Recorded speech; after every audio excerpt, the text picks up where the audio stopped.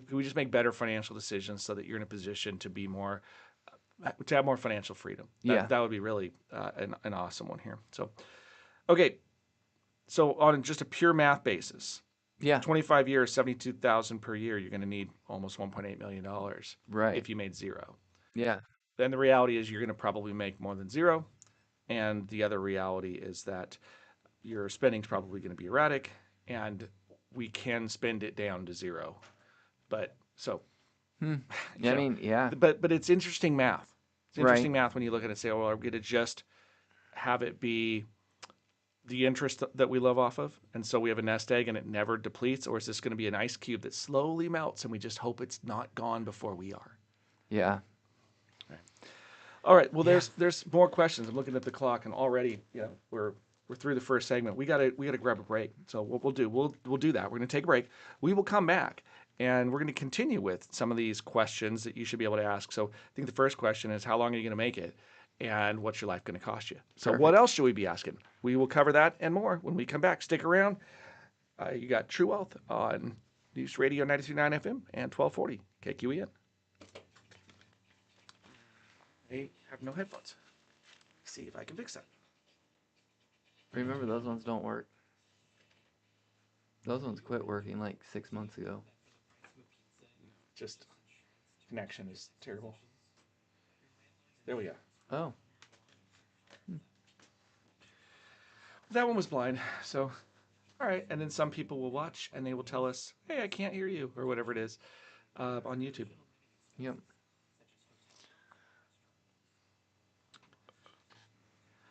I'm definitely more mellow this round. See, you're doing it too. We're both feeling the. This is just proof, guys. Sometimes you show up for the radio show, and I love this. I mean, this is really one of my favorite parts of the week is when we get to this show. But these winter months, the days get short and the energy just feels like it starts getting sucked out of you. You wake up in the dark, you start going home in the dark, and before you know it, everything feels dark. Well, weren't you up at 4 something? Like, you start doing the math, it's like you've already been up for 12 hours. True. You're ready for bed. Well, what are you going to do with the other half of the day, Matt? Sleep. That's a lot of sleep. How many hours do you tend to average? About 7.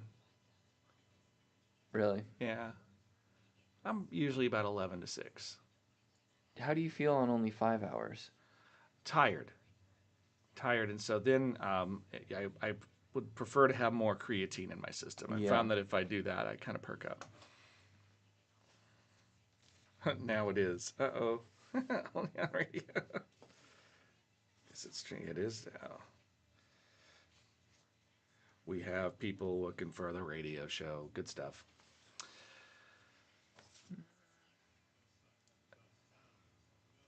So how many questions did we cover? Just one. I guess maybe just the first one, yeah. Mm-hmm.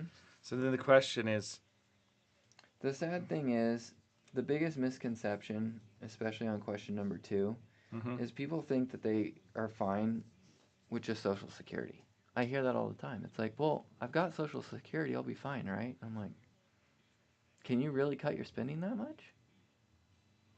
It's Yeah, a pretty dramatic cut. that's right. I wouldn't be fine. All right, here we go. All right, gang, welcome back to the True Wealth Show. We are streaming it live on YouTube if you want to join us there, and of course, if you missed the beginning of it, you can also go grab the podcast. It'll be available tomorrow at littlejohnfs.com, which is kind of the gateway to all the things that we do. Right, so Yep. you can start there.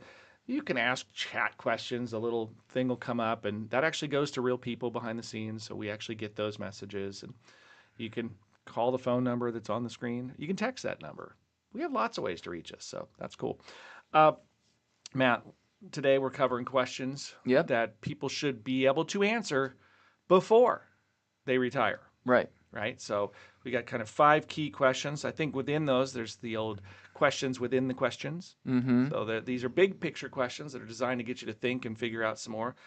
The first one you went straight for the jugular. When you gonna die? Yep. Mm-hmm. Which is really a question about how long does the money need to last? Right. Okay. And that's where some of the math comes out of that. It's a morbid question, but it's a real one. And we're grown ups, we can handle this. Right? But I think that we need to continue down this pathway. There's some other questions. I love this one, the way it's phrased. Matt, if I ask, where will your income come from? Can you Uh, unpack that for me? Because I feel like there's a lot in there, and it seems simple. But I mean, I where's your can income going to come from? And why are you asking that? feel like 30% of the people I talk to say silly things like, it's gonna Social Security, right? Like that's my retirement, and I'm like, whoa, like unless you can dramatically reduce your spending habits, I don't know that that cuts it, right?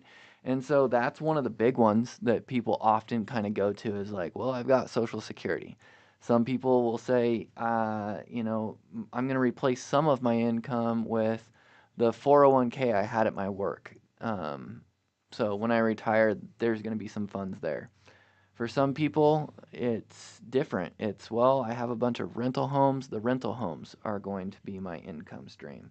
And then for some people, they just work to grow a business and then they're banking 100% on that business sale funding their retirement.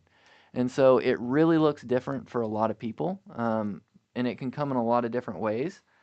A lot of really successful people have multiple streams. So they'll have the 401k or the retirement account, and maybe they do have a business to sell and they have real estate. So it's like, wow, your retirement income is very diversified. Even if the stock market drops 20%, you've still got these other assets that are paying you in retirement. Right. I think it's interesting because we ask the question, where will your income come from? But maybe it's not necessarily income, Mm. right? The reason I use that term, I have to stop saying right. If we do not start the meter where we count the number of times that I say right, it will be out of Do you want me control. to raise my hand every time you say I it? Just do not want this to happen, right? hand signal. So I want to figure out how to speak without saying right all the time. Oh, how about shock collar, electrotherapy? This is You going give to me the be. remote, and then just like every I've time you say it. hijacked the show with my own question. Doggone it.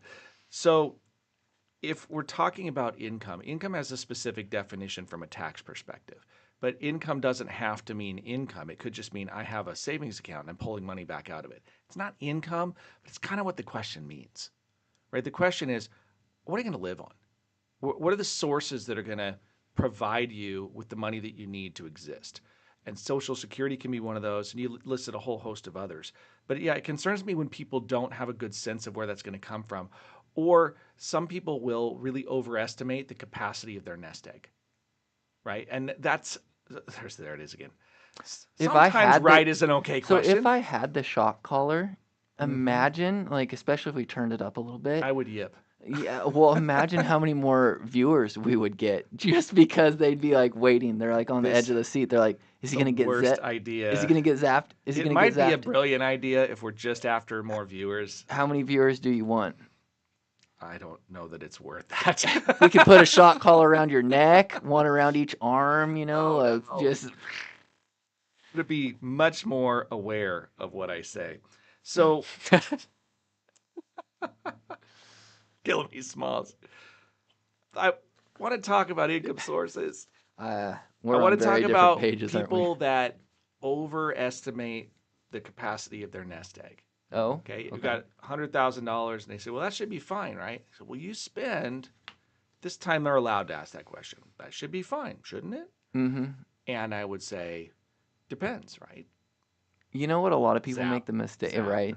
You want to know one of the biggest mistakes I see is when people they do numbers differently. They look at things and they're like, "Well, I've got a $3,000 a month uh, social security income." And then all of my bills are $1,000 a month and then my mortgage is 2,000. That's $3,000 right there. Hey, I'm fine, right? Like 3,000 equals 3,000, I'm good.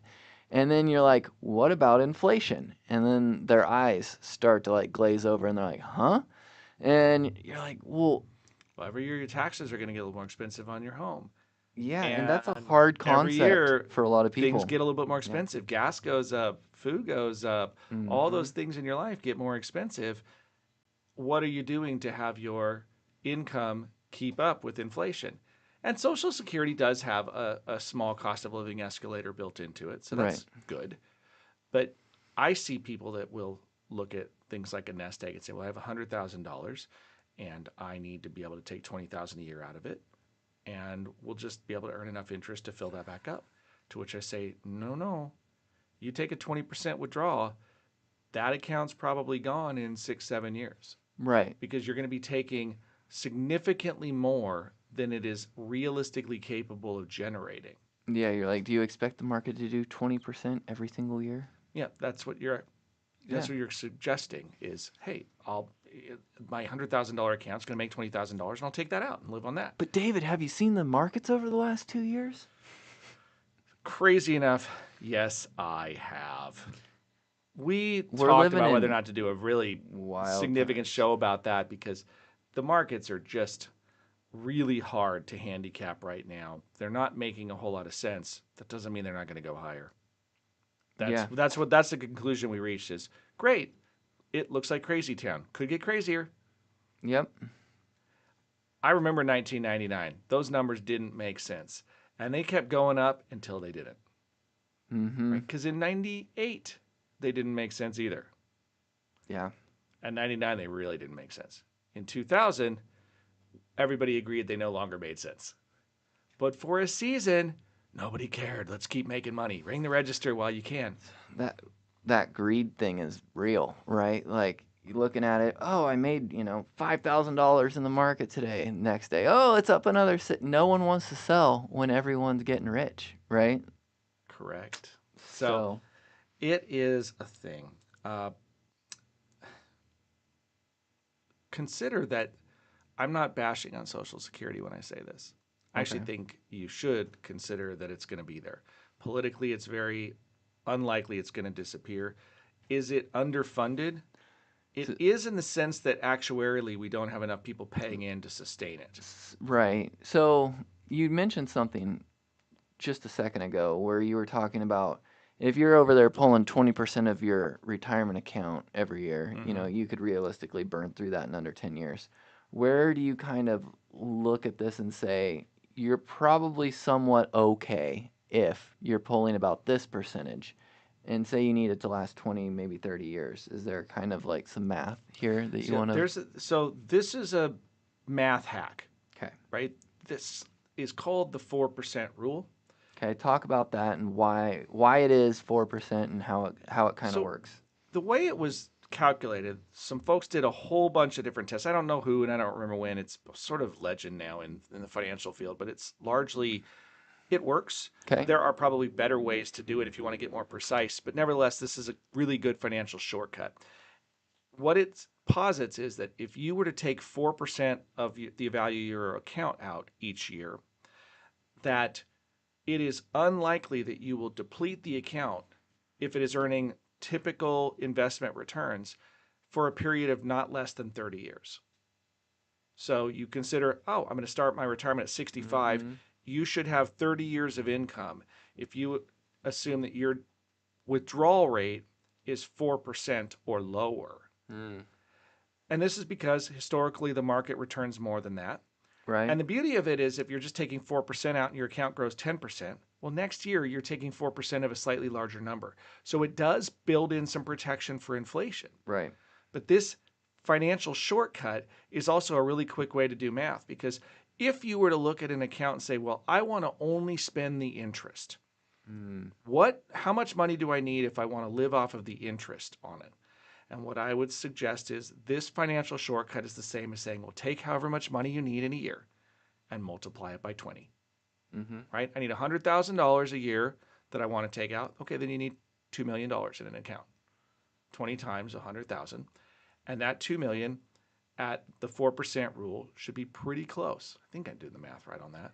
Now, I guess it's 25, right? 4% is 25. Why? 0.04. If you actually do the fractions over it, it's 1/25 Right. of. So multiply 25. So you need 2.5 million to live off the interest only and have 100,000 a year at 4%. It's crazy. And a lot of people, I think, look at numbers that are way lower than that and they're like, yep, sounds great. And like, Well, before I buzzkill everybody, I know we're up against a break here, but before I buzzkill you, I'm here to tell you that that number is pretty aggressive. I don't think it needs to be that high. I just think when it is, if you had 2.5 million to fund a $100,000 a year retirement plan, you're likely in very good shape. mm-hmm. but I don't think it has to be that high. Tell me If you look why. at that, Tell me I why. will, but let's take our break. We'll come back, and then I'm going to kind of explain the math and why maybe it's not hopeless. Because if you're like 2.5 million, come on, that's a punt, right? It's not that bad. We'll explain. Stick around. Okay. I'm Dave Littlejohn, And Matt and you Dixon. got True Wealth on News Radio 93.9 FM and 1240 KQEN. What am I going to say? Right? You were Right? gonna you were gonna say you can still get a huge carton of eggs for like $7. So just get out the top ramen and the eggs, quit your complaining, and you'll be all right. That was actually not what I was going to say. Motorhomes are still cheaper than a real house. And they hold their values so well. They're, they're investments, not they're assets, not liabilities. Wait, what are we trying? Where's this show going? I get off this bus. Let's just lie to our people. Oh, Matthew, what will I do with you? Now, I will try to set the table. Our YouTube listeners, they get the benefit of hearing us during the breaks, right? The I'm done trying to not say right. It just comes out, man. It's too unnatural to not say it. Sometimes you ask the question. But Matt, Yes. the issue is you don't need the money. You don't have to never deplete the account. You just need to make sure the account's not gone before you are. The 4% rule sort of assumes that you're never reduce the account. Mm. And, you talk about a typical 60-40 portfolio, You're like, you're going to make somewhere in that 7-8% range and you're spending 4, you should be increasing the value of your account forever. yeah. And what does that mean? Well, great. Now you have an estate tax issue, and somebody else is going to get a bunch of money that you could have spent more aggressively if you wanted to. Yeah. Now, if you want to be that person, fine. Be that person and just leave a big inheritance to other people. It's not a bad thing. Uh-huh. But if you're creating a hardship for yourself because you've put such conservative assumptions on your money, then you could consider changing your assumptions and you may end up being materially better off. Yeah. So when I say better off, you could spend more and probably still be okay. Yeah. Oh my gosh. 185-mile-an-hour wind. Did you ever see the video on it? No. Oh my gosh, the U.S. Air Force flew into the eye of the storm and it looked like something from a sci-fi movie. It didn't Really? even look like it could be real. Like, Earth can hold such a big storm? Not possible. Oh wow. They said that it actually might, if it hits just right, it might actually destroy basically all of Jamaica. Just like wipe it off the face of the earth. And I'm like, huh. I hope that's not the case.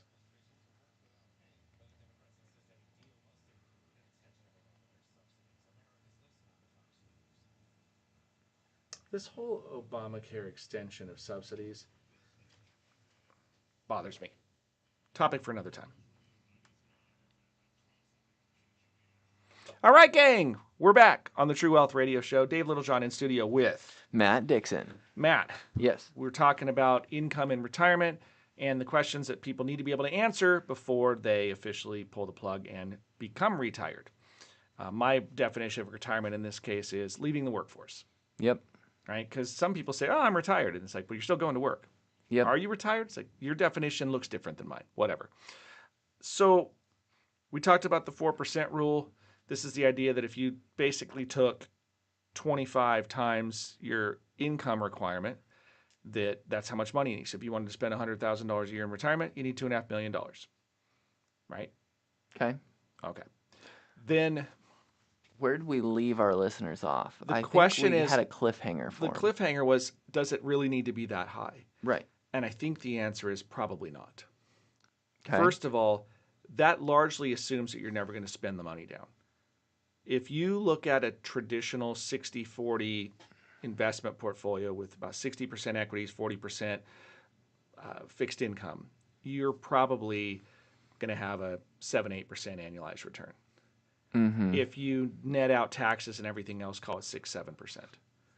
But you're talking about a 4% distribution and still earning 6% in the account. That will likely lead to an account that is continuing to grow, which is great because it should be an inflation hedge, but you're likely to never deplete the account at all. And you may create an estate planning problem where you have estate taxes, and somebody else is going to end up with a big nest egg that could have done more for your lifestyle with less And what's potentially. the flip side of that? It is you just keep spending and spending and spending, and it does walk backwards. Because wasn't your original assumption like trying to make sure that you never run out of money? It kind of breaks Yeah, even. I like to use these two silly analogies, but they're simple. One of them is altitude hold. It's like, hey, I got in an airplane and I put the autopilot on, and we're just going to stay at 30,000 feet. And that's kind of what you were alluding to That's with sort the of what the 4% 4%. rule is Yeah. intended to do is we're just going to use the interest and live off that, and we're never going to lose any altitude. Mm-hmm. Our nest egg will sort of stay the same. The other is to say, well, this money doesn't have to all be there when I'm gone. It just doesn't need to be gone before I am. Yeah. I call this more like I call this glide slope. If you're familiar with aviation terms, it's about how do you land on the runway using Mm-hmm. instruments to figure out. You got to get to the ground. Yeah. Okay, and the trick is with a glide slope, you don't want to land before the runway.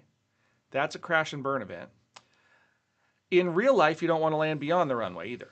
But the beauty of retirement is the runway's kind of infinity long. Like you're not going to overshoot the runway. It just means that you died with some money left over. Yeah. You just don't want to die early. That's crashing before the runway. So what we want to do is the account can dwindle. You just don't want it gone before you are. In that case, maybe another way to think about it is you've got an ice cube and it's slowly melting. You just want to make sure that you still have an ice cube before you're gone. Mm-hmm. Okay? That does not require as much money. Correct. Okay? I still think you need to know the first question, how long are you going to live? You got to kind of target how long it needs to last. And then you need to have some realistic assumptions of what it's going to return and some cushion in there in case you're wrong. But it doesn't take 25 times the amount of money. I think it's more like 12 to 15 times. One of the big ones that people often have like a moment with when we're talking is revolving around healthcare. They just don't factor that into the equation, right? And then like making sure that they have some form of insurance or something to kind of like hold them over. Yeah, well, it's And really the next big question, isn't it?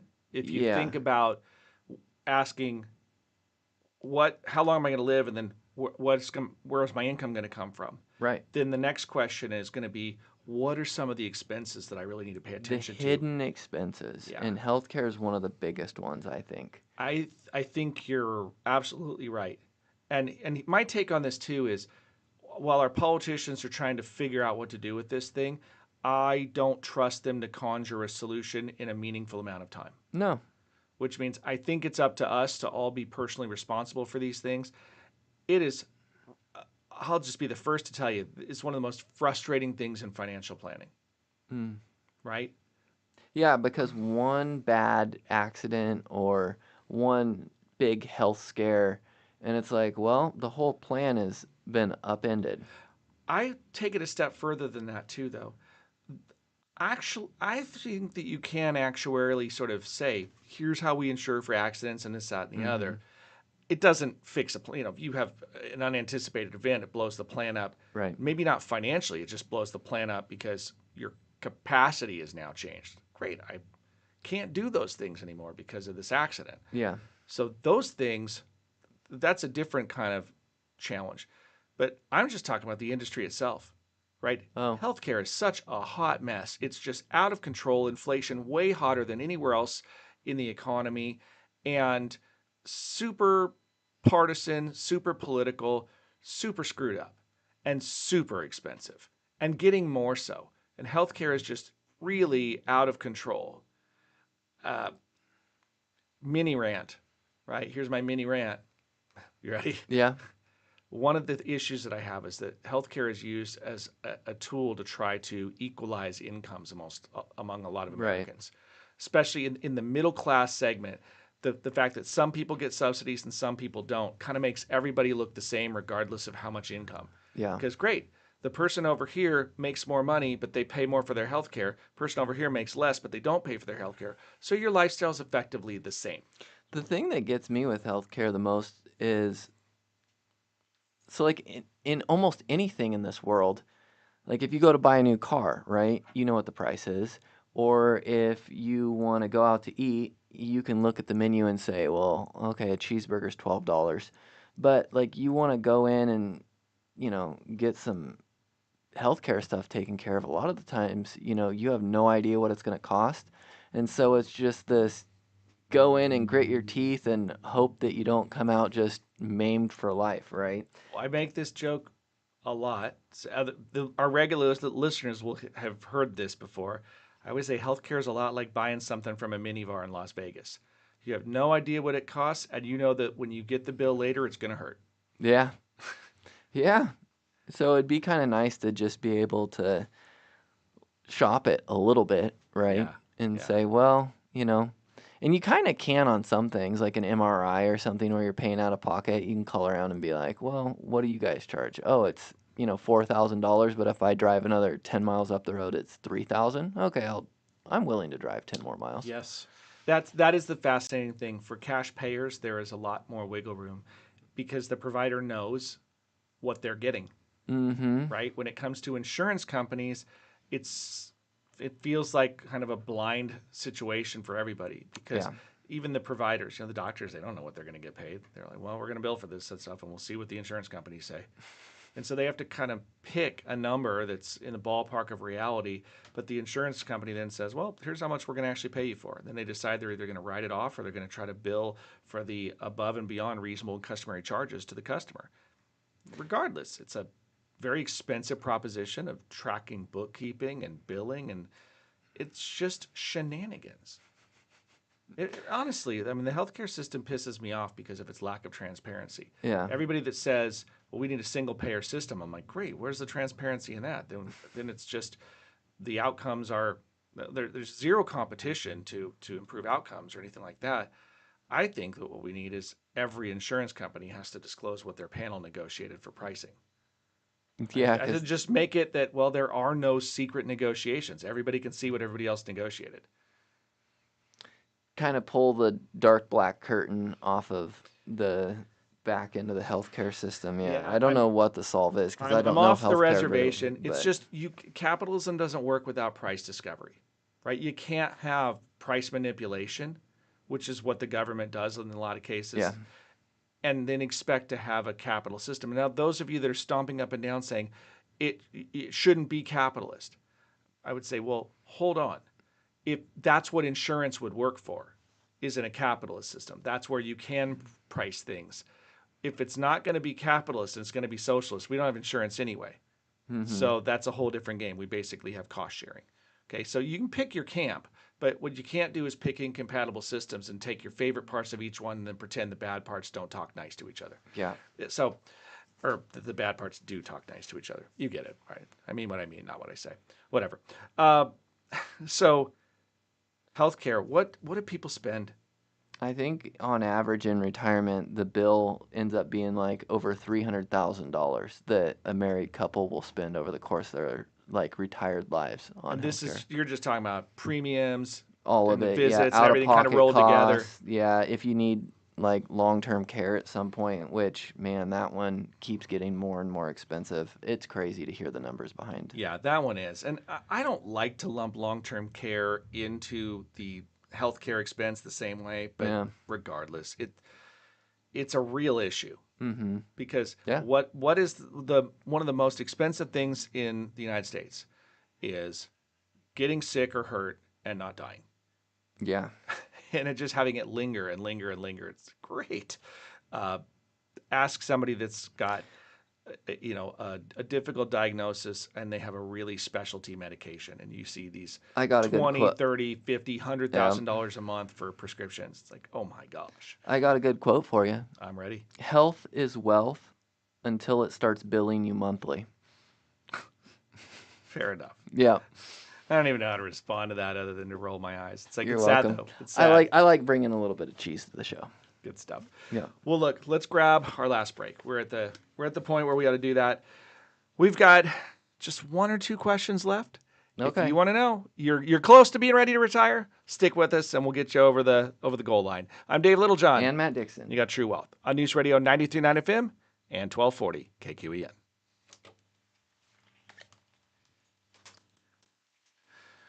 So here's what everybody watching needs to know, and this slays me about. We have these show notes, and what happens is Matt will find something in the notes, and every now and then we'll be talking, and then there will be this hard, like, oh, he took that exact line, read it, and put it in the notes, like we are transitioning now. And I'm Yes. like, okay, so we're gonna go with the hard segue. Yeah. Those are my favorite.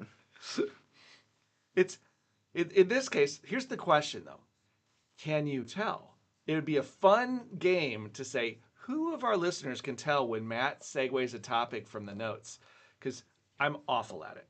But, well, the segue is maybe not awful, but I'm awful about moving on to the next point. I'm like, I'll just take one of these points and talk about it forever. And then poor Matt's like, please don't. With the show. Yeah, get through the topics.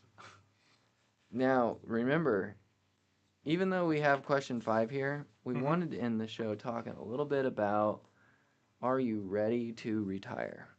Are you actually okay walking away from it? Because sometimes people aren't, and then they want to go back.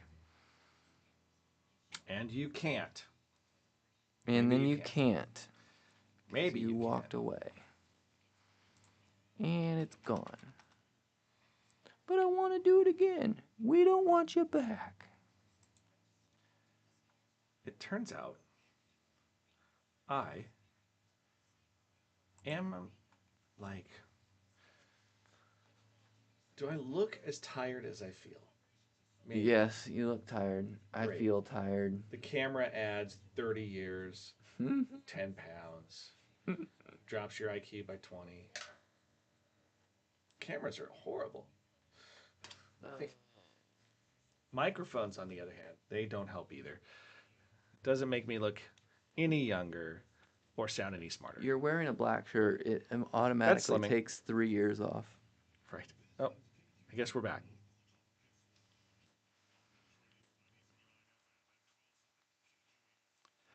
Okay, home stretch of the True Wealth Show. Dave Littlejohn with Matt Dixon.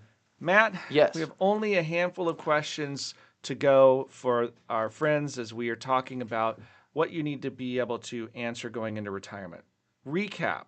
We've talked about how long does your retirement need to last and how much will it cost. Correct. We've talked about where are you going to get the money from? What are the resources?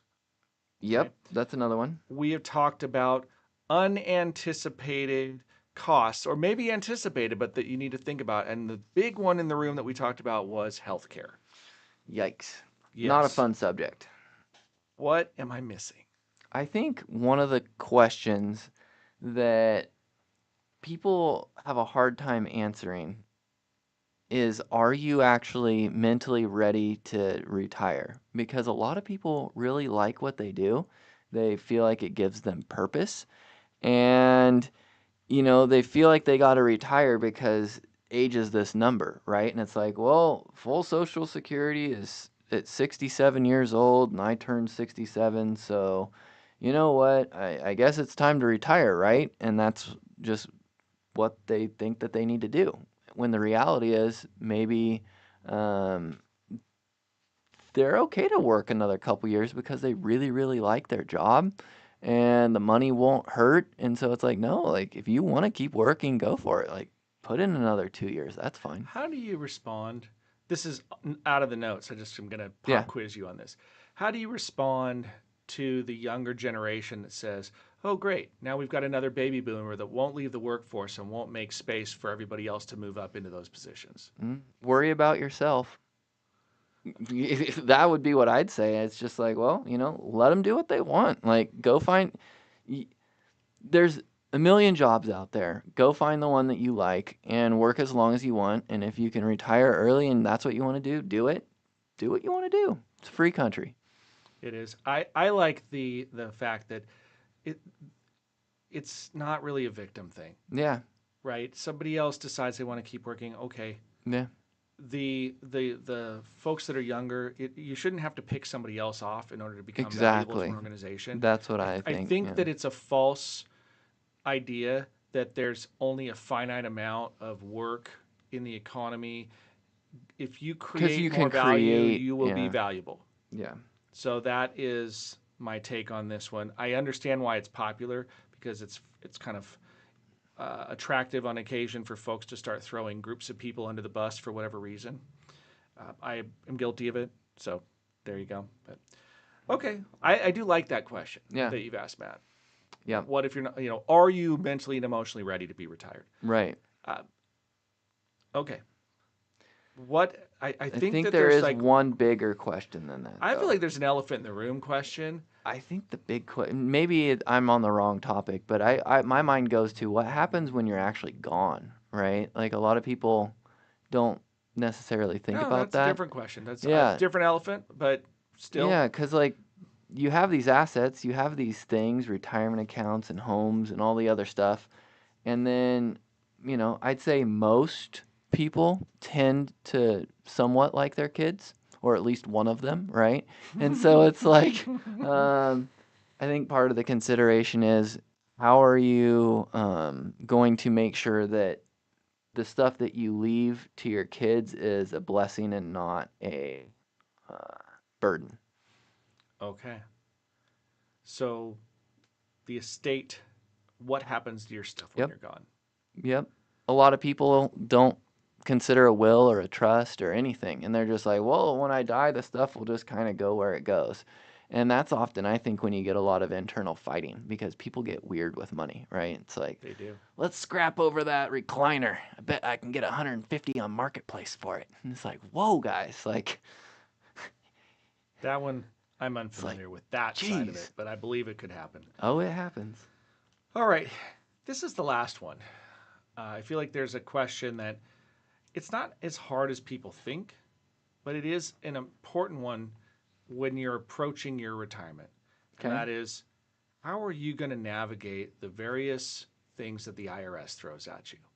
Like There's on a a whole tax side? there's a tax side of this that is about efficiency, but there's also things that a lot of folks have never dealt with. Many folks have never dealt with filing quarterly taxes before, Mm hmm. right? That's a whole new experience as they transition into retirement.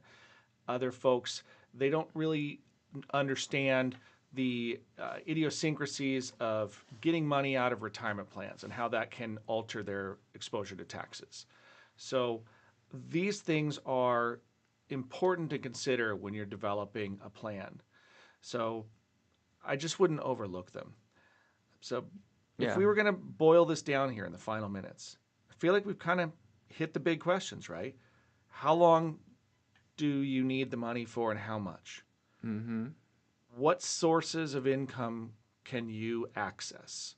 Pensions, retirement plans, etc., real estate, whatever that may be. Then are you going to try to leave a nest egg behind, or are you going to be comfortable spending your assets down? Right. How are you going to navigate taxes? How are you going to navigate healthcare? At some point, who is going to be responsible for your stuff when you no longer are? And then, of course, the question over all of them is, are you ready? Yeah. Is it time? What if someone is sitting there in that recliner and they're listening to the radio show and they're like, you know what? It is time to start kind of planning around this and getting a second opinion because, hey, I don't do this for a living. How do they get a hold of us if they want us to do it? Right. So the simple way we've talked about, if you go to our website, it's got all the different contact information. So it's littlejohnfs.com. That's financial services. So littlejohnfs.com. You can call us 541-375-0898. You can text us there. You can email us. If you go to the website, you'll find the emails, all that stuff. There's texting and there's lots of ways to reach us. Here's the part that I would really impress upon people. I think some folks are either they self-select out because they think they're not eligible or for whatever reason that it's only for rich people or whatever it is and they don't qualify.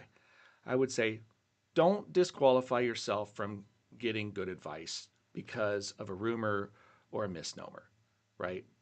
We really are here to try to help whoever we can help. Okay. Doesn't mean everybody's going to become a customer, and that's okay. Right. You'd be surprised the number of people that come in, have a free consultation, sit down, get some good information, figure a few things out, realize that they're in decent shape. They don't become customers, and we are totally okay with that. If you walk out the door better than you walked in the door, no big deal. Right. And that's Count kind of that as our a win. goal. Yeah. Is it's not a high pressure environment. That's not how we do this. We educate, we talk, we train, and at the end of the day, if the solutions that we offer make sense, then people tend to do them, and if they don't make sense, then that is okay too. Our goal is to get you to the spot where you're going to be successful. Yeah. So, yeah, that I think is the real takeaway on this one. And I've said it before, I'll say it again. If you don't have somebody in your life, then we're here. But if you do, find someone you like and trust and reach out to them. There's a lot of great practitioners out there. So we're not viewing this as there's more than enough to go around. We don't have to worry about, if you've got somebody, great, call them. It's fine. And tell them, hey, I heard these guys on the radio and they told me to ask you this. Perfect. Go do that. You can trust anyone you hear on the radio. Right. Well, looking at the clock, we got to run. I'm Dave Littlejohn. And Matt Dixon. You've been listening to True Wealth. Thanks. Until next time, have a great one. All right.